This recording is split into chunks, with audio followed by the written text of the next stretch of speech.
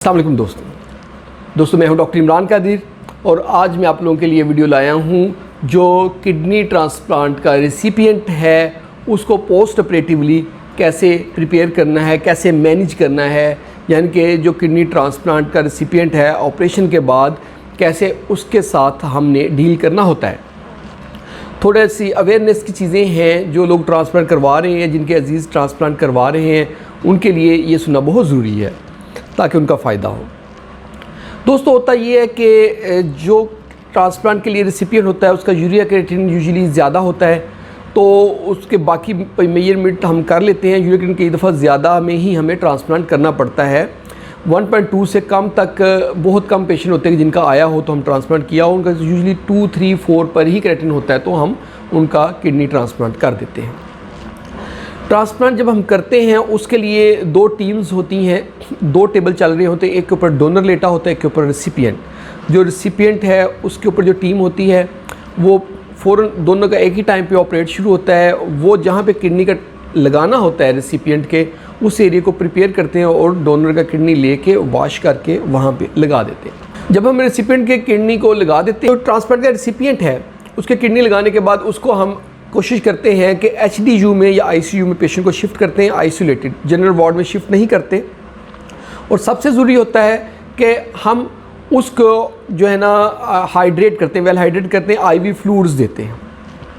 हमने उसका urine output major करना होता है, जितना यूरिन आउटपुट आ रहा हो तो उस हिसाब से हम आईवी फ्लूइड देते जाते हैं। दोस्तों होता ये है कि जब हमने उसकी किडनी लगा दिया एक हेल्दी किडनी, लेकिन उसकी जिसम में ऑलरेडी क्रिएटिनिन बहुत ज़्यादा है तो वो किडनी जो है फ़ौरन से सारे क्रिएटिनिन को वॉश करने की कोशिश करता है। जैसे जैसे वो वॉश करता रहता है यूरिन आउटपुट ज़्यादा से ज़्यादा होती रहती है और पेशेंट को पानी की कमी होती है, इसलिए हमने जितना यूरिन निकला है उसके मुताबिक पानी देते जाना है, फ्लूइड आईवी फ्लूइड ड्रिप्स लगाते जाना है ताकि उसका जो पानी जिस्म का पूरा हो। ये तो पहली बात हो गई। फिर हमने उसको एंटीबायोटिक्स देने हैं ताकि उसके जो है इन्फेक्शन ना हो कोई।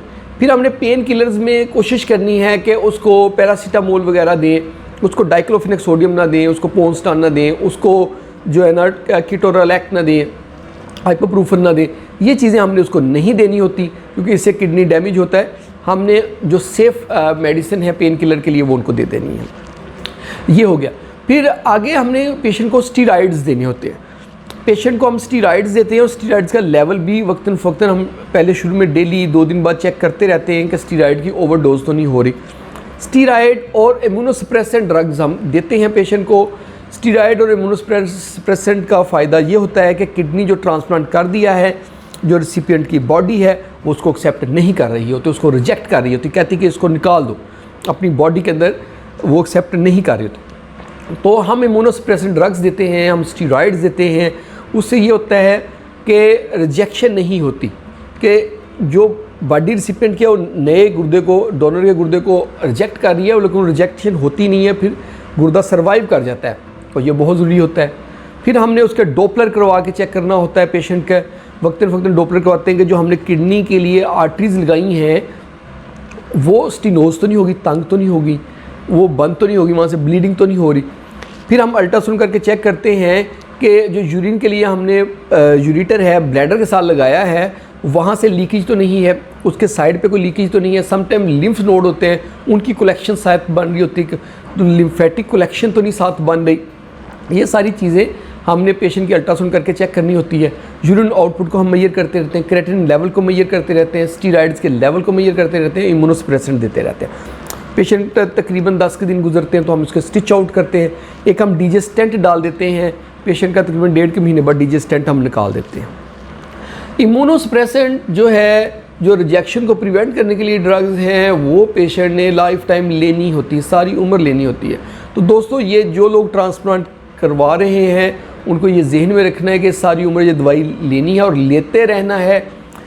पेशेंट 3-4 महीने के बाद दवाई छोड़ देते हैं, वो उकता जाते हैं, डर जाते हैं, या उनका दिल उकता जाता है या तंग आ जाते हैं, छोड़ देते हैं। बिल्कुल नहीं छोड़ना। देखिए किसी ने आपको गुर्दा दिया है, उसका एक प्रीशियस ऑर्गन था, उसने आपको गिफ्ट कर दिया है, तो उसकी बहुत हिफाजत करें। उसकी हिफाजत इसी तरह होगी कि आप सारी उम्र वो इम्यूनोसप्रेसेंट ड्रग्स लेते रहें, तो इससे बहुत अच्छा सर्वाइवल हो जाता है। हमारे पास बहुत सारे पेशेंट हैं जो 20 साल से जिनका ट्रांसप्लांट हुआ है, 20 साल से इम्यूनोसप्रेसेंट ले रहे हैं और ठीक एक नॉर्मल अच्छी लाइफ गुजार रहे हैं अपने घर वालों के साथ। इन सब चीज़ों का ख्याल रखना होता है जो है रिसिपिएंट का ऑपरेट के बाद। तो ये थी आज की हमारी वीडियो कि जो किडनी ट्रांसप्लांट का रिसिपिएंट है ऑपरेशन के बाद हम उसके साथ क्या करते हैं। इसके साथ साथ कुछ चीज़ें और मैं डिस्कस करता चलूँगी जो हमने इम्यूनोसप्रेसेंट उसको दे रहे हैं, उसकी वजह से कुछ ऐसे कैंसर्स हैं जिनके होने के चांसेस होते हैं। तो उसके लिए वर्कअप हम वक्तन फ़क्तन करवाते रहते हैं, अल्ट्रासाउंड्स करवाते हैं, कोलोनोस्कोपीज़ करवाते हैं। उसके लिए भी आपने अपने डॉक्टर से इन टच रहना होता है। और इम्यूनोसप्रेसेंट देने से बहुत सारे वायरस इन्फेक्शन होती हैं, बैक्टीरियल इन्फेक्शन होती रहती है, बाद सारी लाइफ टाइम में हो सकती हैं। मास्क पहन के हर वक्त बाहर निकलें, हर जगह पे ना जाएं, बीमारों से ना मिलें, हर जगह पे जाने से अवॉइड करें ऐसी जगह पे कि जहाँ पे इन्फेक्शन होने के चांस हो, क्योंकि जब आप इम्यूनोसप्रेसेंट ले रहे हैं तो आपको इन्फेक्शन होने के बहुत चांस होते हैं। तो उनसे बचने का ये तरीका है कि अव्वल तो होने ना दें, अगर हो गए तो फ़ौरन उसका ट्रीटमेंट करवाएं और डॉक्टर्स के साथ इन टच रहें। ये थी आज की हमारी वीडियो। होप आप लोगों को वीडियो पसंद आई होगी। अगर पसंद आई तो इसको लाइक कर दें और इसको शेयर करें उन दोस्तों के साथ जिनको इसकी ज़रूरत है, और हमारे चैनल को जल्दी से सब्सक्राइब कर दें ताकि आपको इस तरह की अच्छी अच्छी वीडियोज़ मिलती रहें। बहुत बहुत शुक्रिया।